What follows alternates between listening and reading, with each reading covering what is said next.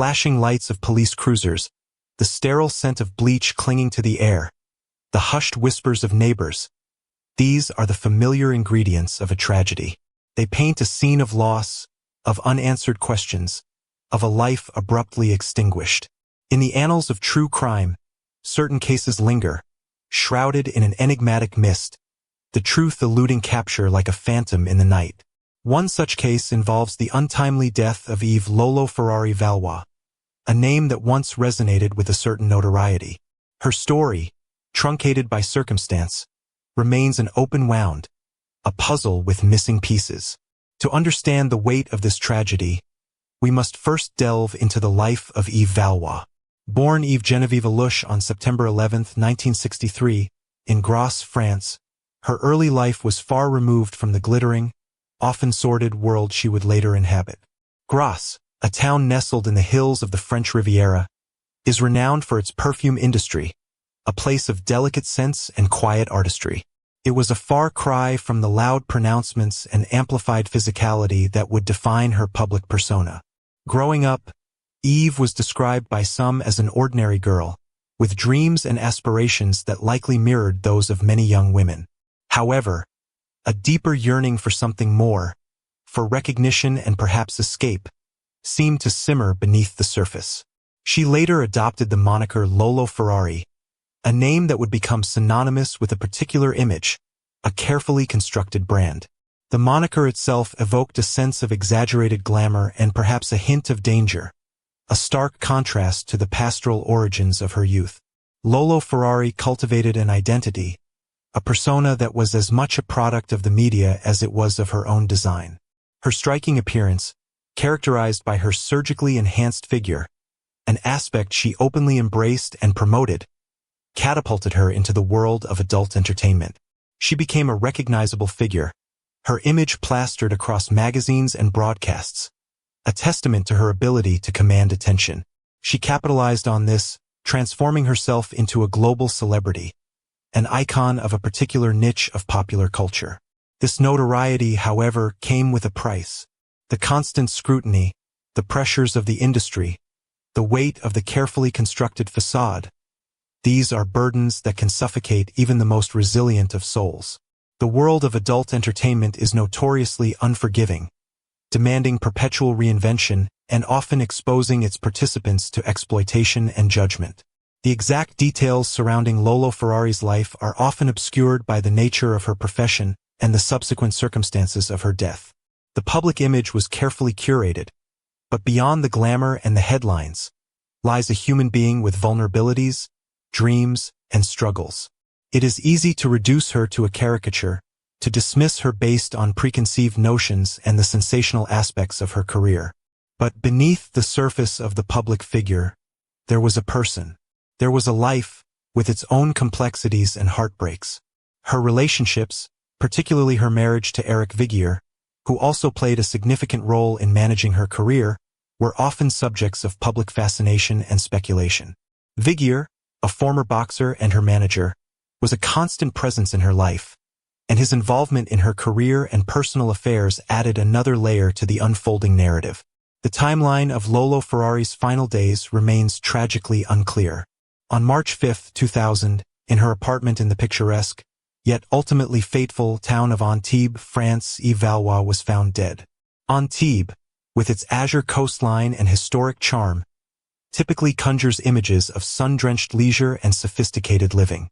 Yet, within the walls of her apartment, a stark and somber reality unfolded. The circumstances were and still remain a disturbing enigma. The official determination of undetermined causes speaks volumes. It is a phrase that screams of uncertainty, of a case where the truth remains stubbornly elusive, a cold testament to the limitations of forensic science and investigative prowess in certain situations. The apartment itself, often described as luxurious, became the silent witness to her final moments, holding within its walls clues that perhaps were never fully deciphered or brought to light. Speculation ran rampant, an almost inevitable consequence of such an unexplained demise, particularly for a figure as prominent and often controversial as Lolo Ferrari. The media, always eager to capitalize on a sensational story, fueled the flames of gossip with a voracious appetite. Every rumor, every whisper, was amplified, creating a cacophony of unverified narratives. The public was left grasping for answers, piecing together fragments of information, many of which were, did she die by her own hand, overwhelmed by the relentless pressures of her life, the constant public gaze, and the inherent challenges of her chosen profession? Was it an accident, a tragic miscalculation, perhaps a health complication exacerbated by her highly publicized surgical enhancements? Or was there a darker hand at play, a hidden enemy, a disgruntled acquaintance, or even a perpetrator seeking to silence her for reasons unknown, a perpetrator who skillfully evaded detection? These questions, along with so many others, left investigators searching desperately for answers, sifting through evidence, interviewing potential witnesses, and trying to reconstruct her final hours, a task made all the more difficult by the passage of time and the often chaotic nature of the scene. Years passed. The case grew cold.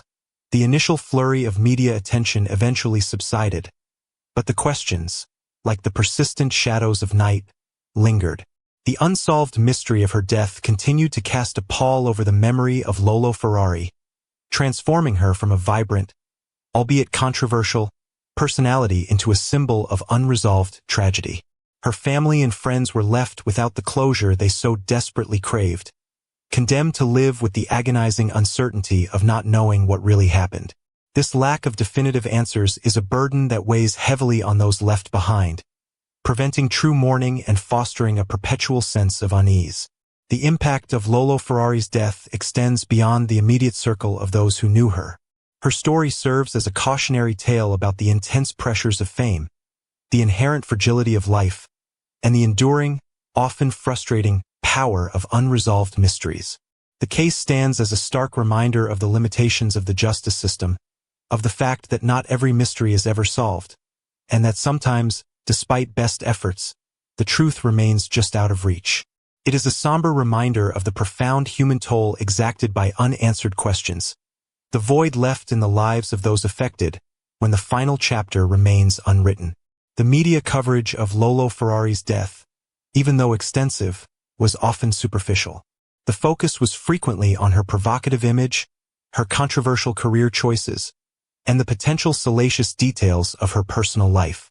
This often overshadowed the humanity of the woman herself, reducing her to a sensational headline rather than a complex individual.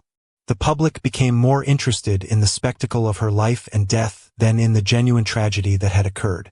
This serves as a chilling reminder of how easily public figures can be reduced to a soundbite, their life story compressed into a digestible, often sensationalized, narrative, while the deeper truths remain ignored. The absence of closure has profoundly affected those who knew her intimately. They continue to feel the raw pain of their loss, compounded by the gnawing anguish of uncertainty. The lack of definitive answers has not only deprived Eve Valois of potential justice, if indeed foul play was involved, but has also denied her loved ones the peace of mind that comes with understanding and acceptance. This perpetual state of not knowing can be a uniquely agonizing form of suffering. The legacy of Lolo Ferrari serves as a stark reminder of the potential dangers and overwhelming challenges associated with the life of a celebrity, particularly one who navigates the often exploitative landscape of the adult entertainment industry. It is a story about the vulnerabilities that can exist beneath the surface of a carefully constructed, often larger-than-life public image. It is a story that highlights the critical importance of remembering the human stories behind the sensational headlines, of acknowledging the profound complexities of a life lived under intense and often unforgiving public scrutiny. The case of Eve Lolo Ferrari Valois is a poignant reminder that every life, no matter how public or private, deserves to be honored, its stories told, and its mysteries explored with diligence and empathy. It's a call to action for anyone who might possess critical information, no matter how insignificant it may seem in their own eyes. It is a plea for those with the knowledge, perhaps a forgotten detail, a overheard conversation, or a previously overlooked clue, to come forward and offer some semblance of closure to the family, friends, and those who were touched by her vibrant, yet ultimately tragic life. The hope persists that one day, someone will possess the key to unlock the secrets of her final moments, allowing her story to finally find its conclusion. The tragedy of Eve Lolo Ferrari Valois lies not just in her death, but in the unanswered questions that still surround it. It is a story that will forever remain incomplete until the truth is finally revealed, allowing the lingering whispers of uncertainty to finally fade into silence.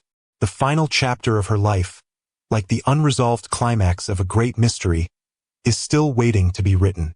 And until that day arrives, the echoes of her life, her celebrity, and the deeply unsettling circumstances of her death will continue to resonate with a haunting and undeniable power.